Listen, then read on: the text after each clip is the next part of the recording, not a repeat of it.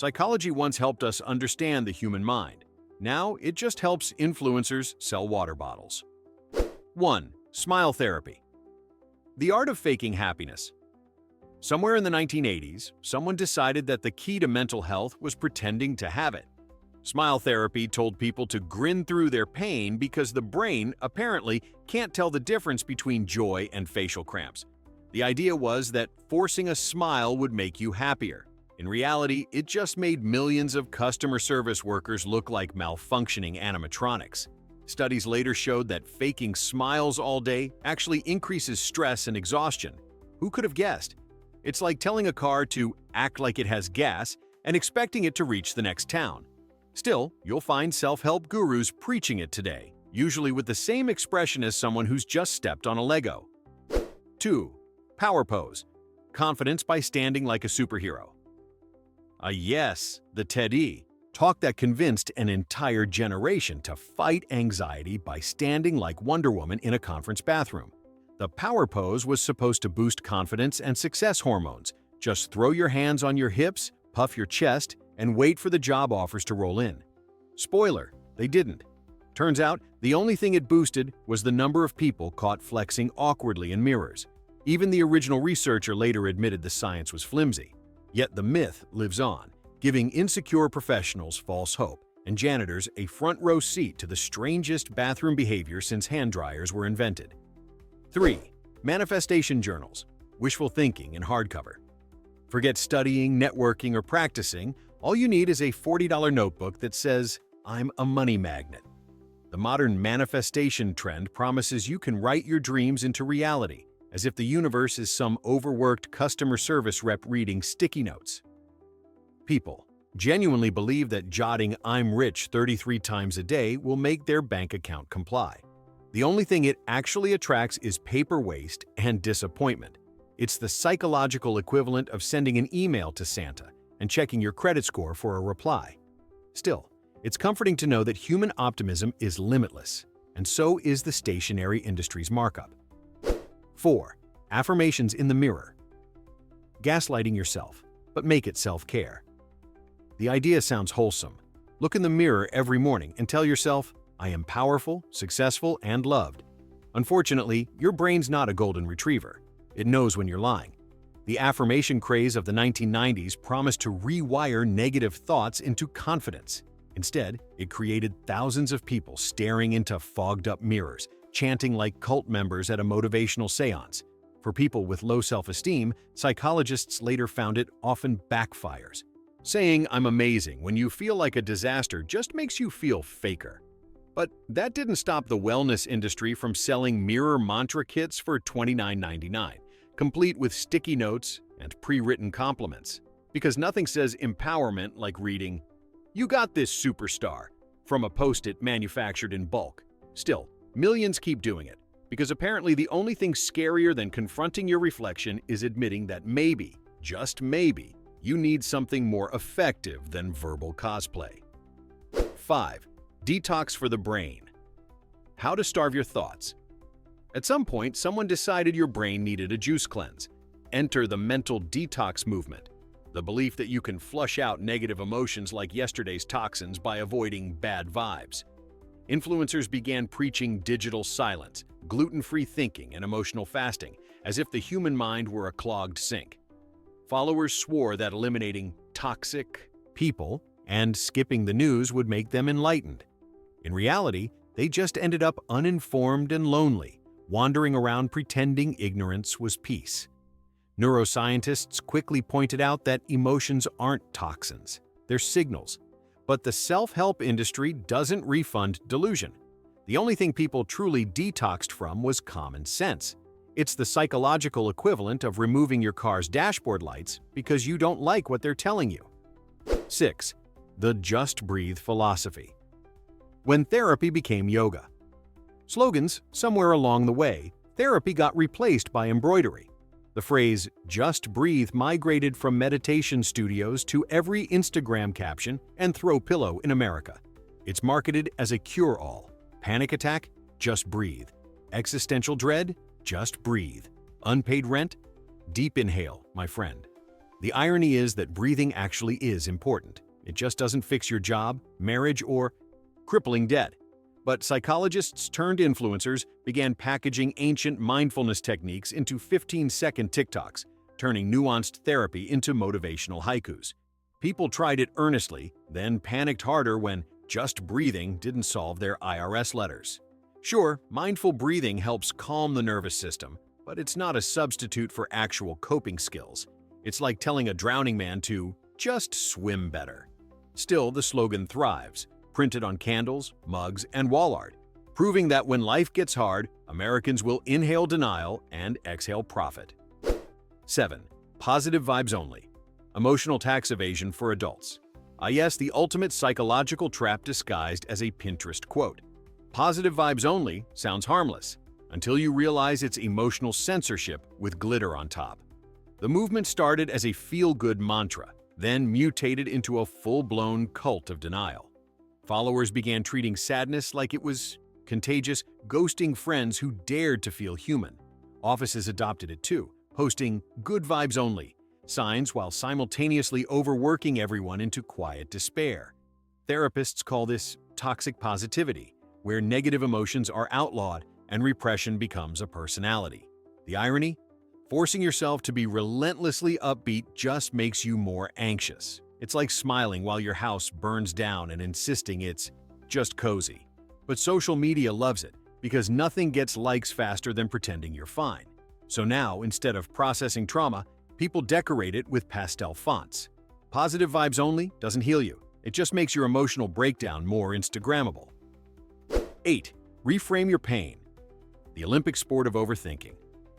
Ever heard someone say, pain is just growth in disguise? Congratulations, you've met a mental gymnast.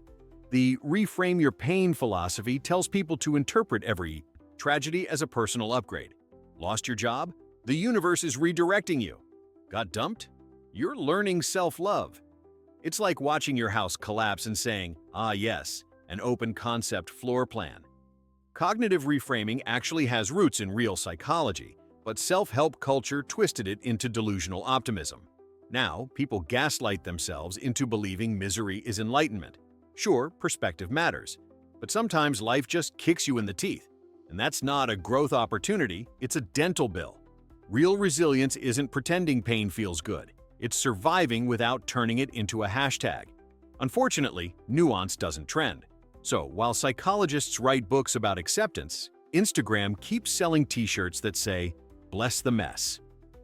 9. Gratitude journaling. Weaponized thankfulness. If you've ever been told to write down 3 things you're grateful for, congratulations. You've participated in the world's most passive-aggressive homework assignment. Gratitude journaling started as a legitimate therapy tool to improve mood awareness. Then the internet got hold of it and turned it into a competition of moral superiority.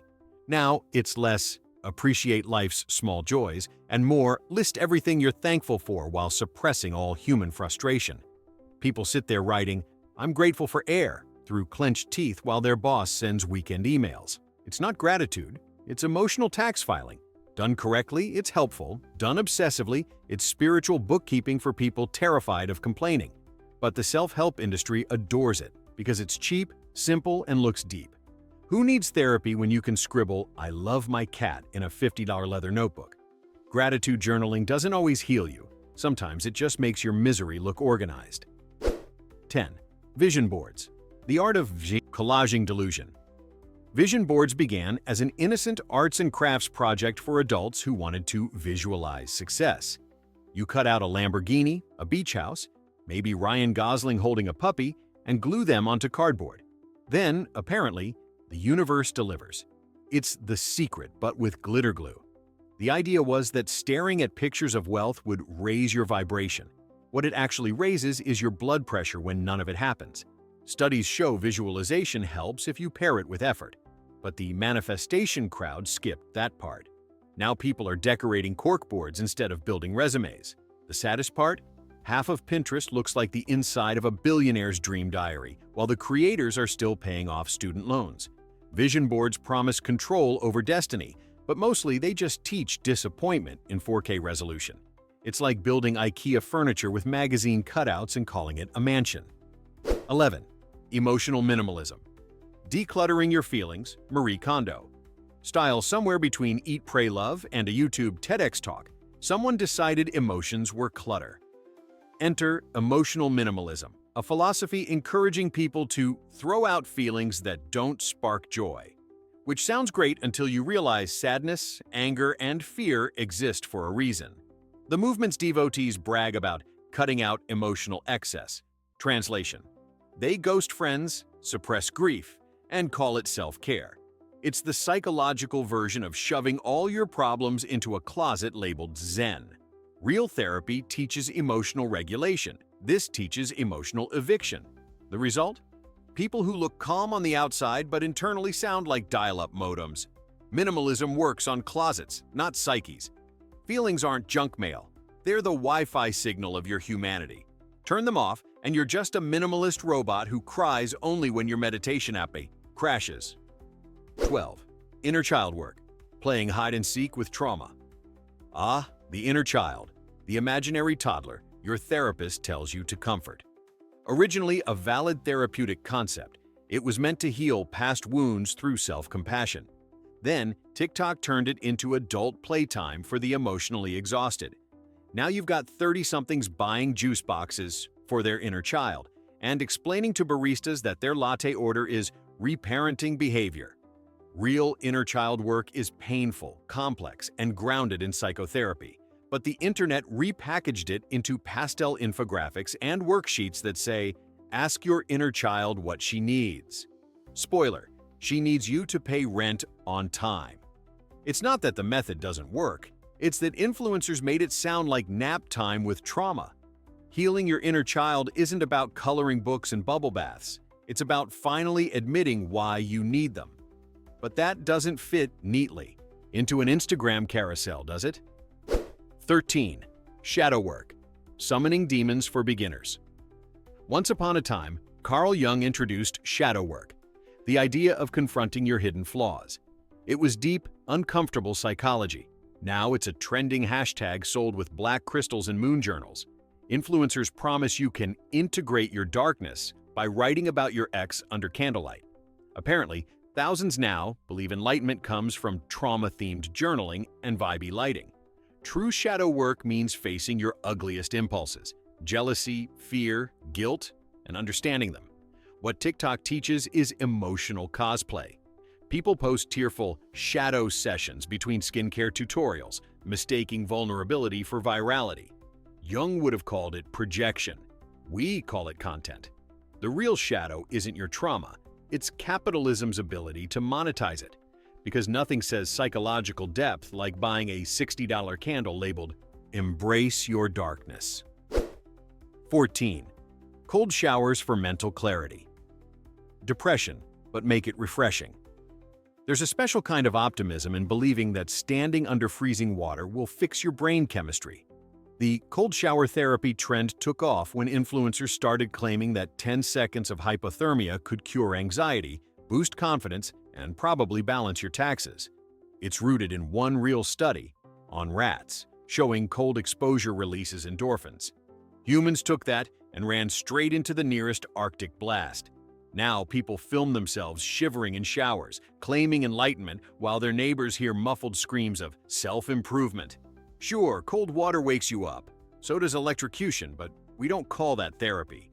Psychologists warn that the benefits are mostly placebo, but influencers aren't letting science ruin their ice baths. It's modern baptism for burnout. Freeze your emotions until you mistake numbness for peace. 15. Wake up at 4 a.m. Because sleep is for the weak-minded. The rise and grind cult has convinced millions that waking up before dawn makes you a genius. CEOs brag about their 4 a.m. routines like they discovered fire, while the rest of us hit snooze like rational adults.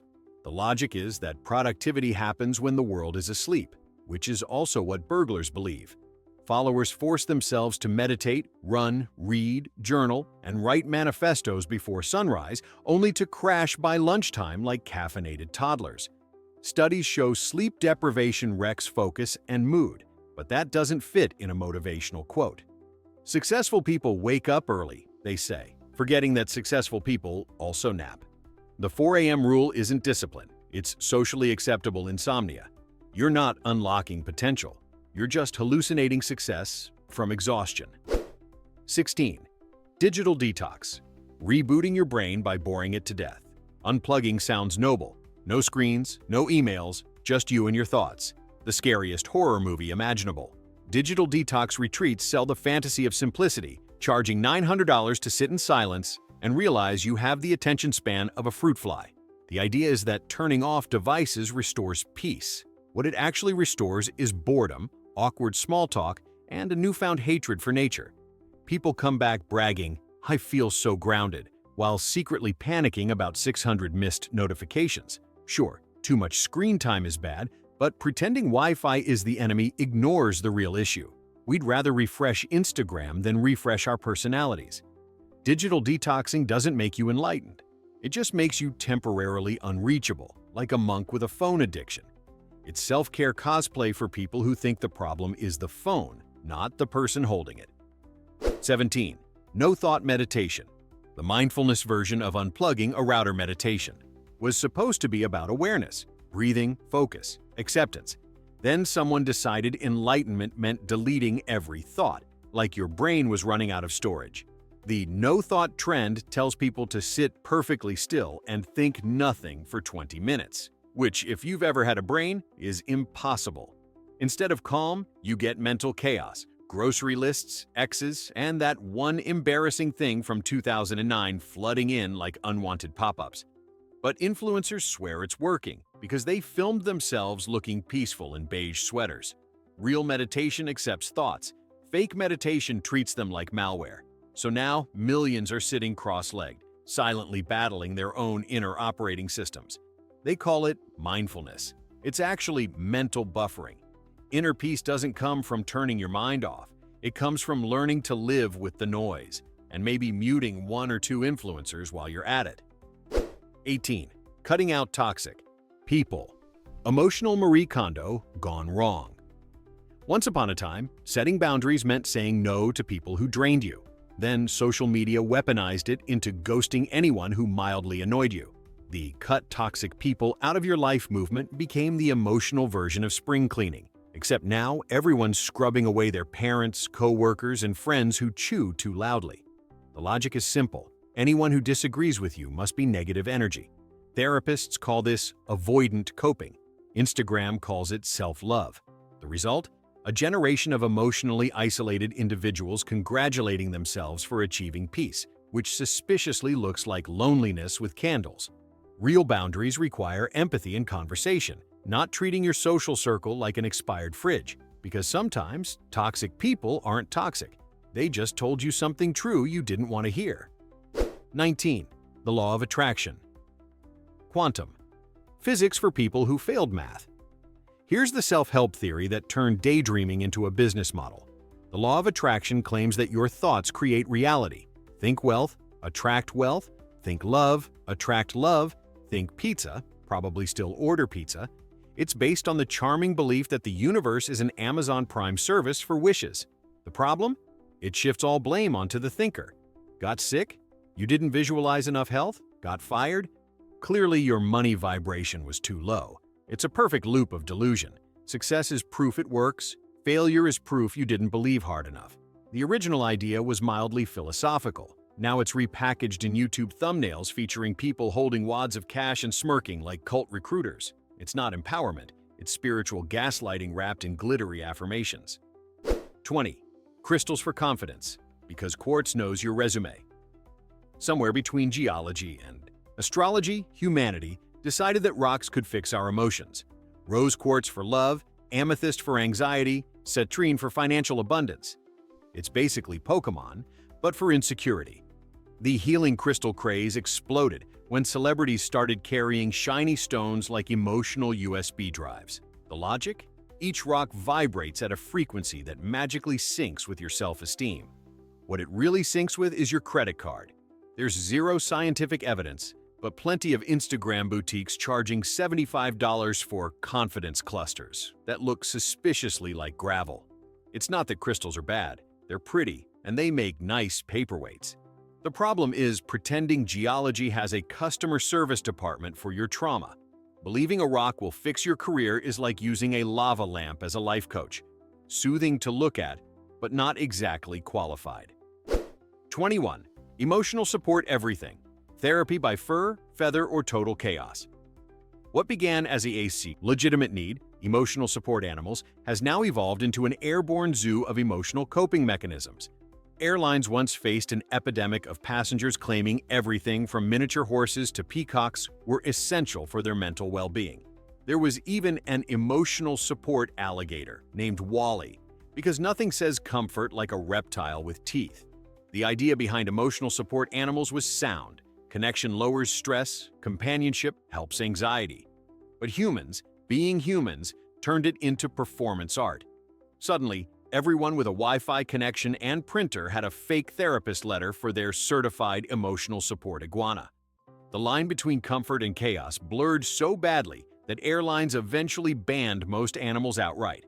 Now, if you see someone cradling a goldfish on a plane, just know that's not healing. That's hubris with scales. 22. Energy vampires. Turning annoying people into supernatural threats in 5 Pop psychology's latest plot twist: difficult people are no longer just exhausting, they're vampires. Energy vampires, to be exact. The co-workers, family members, or exes who supposedly drain your aura. Self-help books describe them like supernatural mosquitoes feeding on your positivity. It's a catchy metaphor that excuses never developing emotional endurance. Instead of learning empathy or communication, people now arm themselves with sage sticks and quartz necklaces, convinced they're under spiritual attack during office meetings. The truth is, everyone drains someone sometimes. It's called being human. Labeling every annoying person a vampire doesn't make you enlightened. It just makes you a vampire hunter in yoga pants. Maybe instead of chasing garlic-scented boundaries, we should just learn to say, "Hey, can we talk?" 23. Therapy talk. When TikTok diagnoses you in 30 seconds. Once upon a time, getting a diagnosis required actual therapy. Now it takes a Wi-Fi signal and a ring light. The internet is full of creators explaining complex mental disorders with the confidence of doctors and the training of a BuzzFeed quiz. Suddenly, everyone has ADHD, anxiety, attachment issues, and a healing era. Therapy talk has become personality branding. People introduce themselves with their trauma type like it's their zodiac sign. Sure, it destigmatizes mental health, but it also trivializes it. Real therapy is messy, slow, and uncomfortable, not a trending soundbite with subtitles. The scariest part? Viewers self-diagnose, skip professionals, and end up spiraling while thinking they're self-aware. The result isn't healing. It's collective hypochondria disguised as enlightenment. When therapy becomes entertainment, we all end up a little bit misdiagnosed. And that's modern psychology, where self-help meets self-delusion. So, tell me, which trend deserves its own padded room?